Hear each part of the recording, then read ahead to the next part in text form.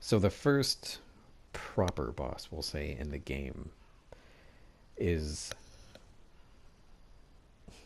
I'm not going to say that he's difficult. I died to him a couple of times, I think, on my first run, just because at the time I didn't really understand. I was still sort of struggling with deflecting and just the whole mechanic. So I wasn't really trying to time my deflections with his spear hits. I was just trying to block, and it wasn't working. So a couple of things. You can fight Gyoubu by trying to keep as much distance between him and you as you can, and then rushing in. It's more advisable to do like mid-range so you don't miss those moments where you can grapple to his head. Right here. If you're too far away, you won't make it, and you won't be able to punish. So with his spear hits, just deflect at the proper time as they come down, and once he's about to do a spear swipe on the right or the left, he's locked into it, so you can sweep around to the other side and get an attack in. And firecrackers in this fight are fucking amazing. They're really helpful, except in the second phase. In the second phase, he will punish firecrackers a little bit, and that you might be able to get, like right here, you might be able to get in a hit, but he's going to counter really quick when you do firecrackers in the second phase. So if you want to use prosthetics, if you want to use the firecracker, I would say save them for the first phase, and then in the second phase, focus on grappling and deflecting the spear at the right time. And I understand when you first start this game that knowing those times might be a bit difficult, but I feel like that's why he is so slow with the wind up, and there's such a long tail in his spear hits.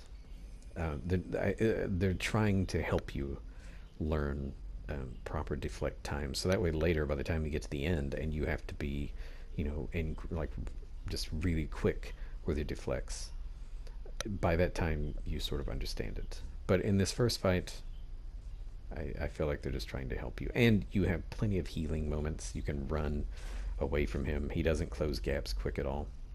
So, as a side note, if you didn't know, after you do that fight and you run back over here and talk to um, the Tingu, he will give you a side quest where you have to go kill some rats. So I'm going to show you where the rats are and how to deal with them, so that he will give you the, what is it? I think it's the Ashina esoteric text, and that opens up a branch on the skill tree. But it also, later on in the game, you might need that in order to talk to an NPC to progress the story. So it's easy enough just to go ahead and do it now.